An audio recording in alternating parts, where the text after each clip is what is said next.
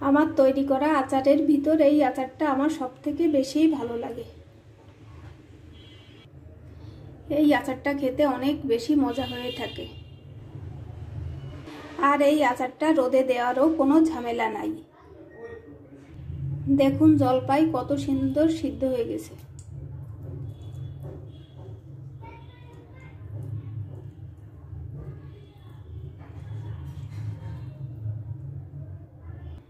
এমন আচার একবার বানালে বারবার বানিয়ে খেতে ইচ্ছা করবে। চলুন তাহলে আজকের রেসিপিটা দেখে আসি।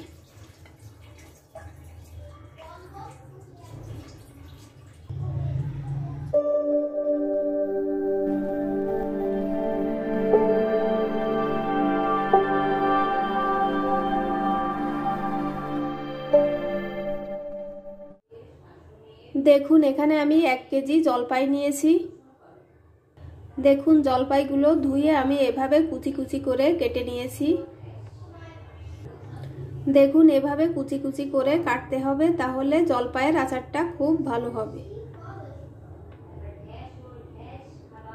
এবার আচারের জন্য একটি মশলা তৈরি করে নিব। কড়াইতে দিয়ে দিব কয়েকটা শুকনা মরিচ, দিয়ে দিব 2 চামচ 5 ফোড়ন, দিয়ে দিব 1 চামচ জিরা, এবার দিব 1 চামচ সরিষা। এবার সব মশলাটা ভালো করে ভেজে নিব।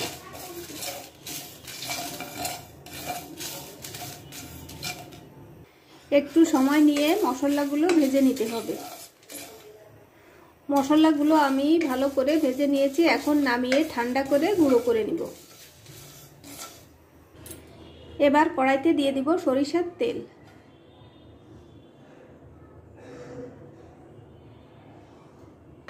তেল গরম হয়ে গেছে, এবার ফোড়নে দিয়ে দিব 5 ফোড়ন শুকনা মরিচ,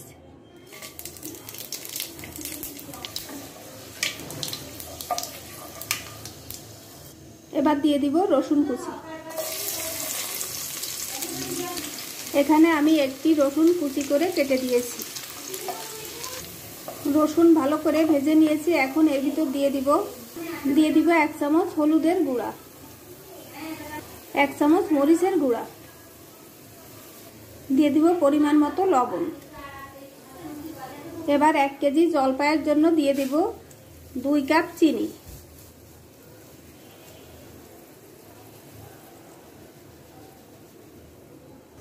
এবার সবকিছু ভালো করে মিশিয়ে নিব। দেখুন চিনি গলতে শুরু করেছে।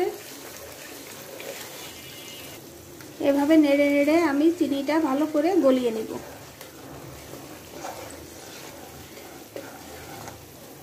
চিনি গলে গেছে, এবার জলপাইগুলো দিয়ে দিব।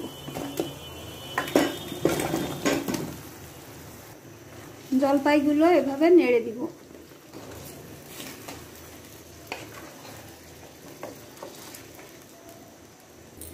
এবার জলপাইগুলো ঢাকা দিয়ে 10 মিনিট রেখে দিব।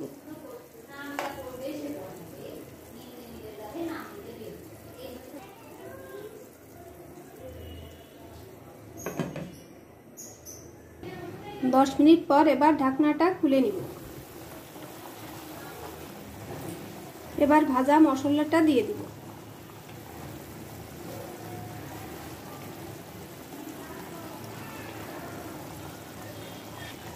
এবার জলপাইগুলো সামান্য নেড়ে দিব।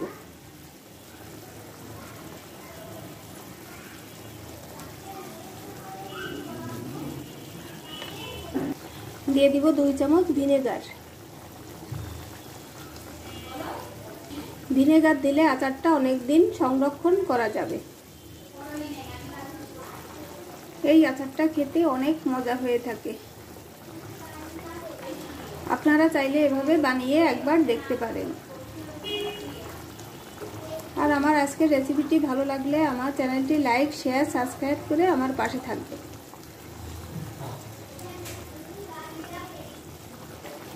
জলপাইগুলো ঢাকা দিয়ে আমি আবারও 5 মিনিট রেখে দিব।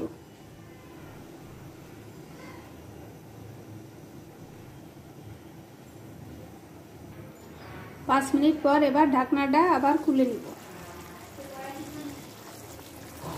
দেখুন জলপাইগুলো সব সিদ্ধ হয়ে গেছে। দেখুন কতটা সুন্দর হয়েছে। ঢাকনা ছাড়া আমি জলপাইগুলা কিছু সময় রান্না করে নিব। জলপাইগুলো একটু বেশি সময় রান্না করলে রোদ্দুরে দেওয়ার কোনো ঝামেলাই থাকবে না, খেতেও অনেক বেশি মজা হবে। আচারটা একেবারেই তৈরি হয়ে গেছে, এবার আমি নামিয়ে নিব।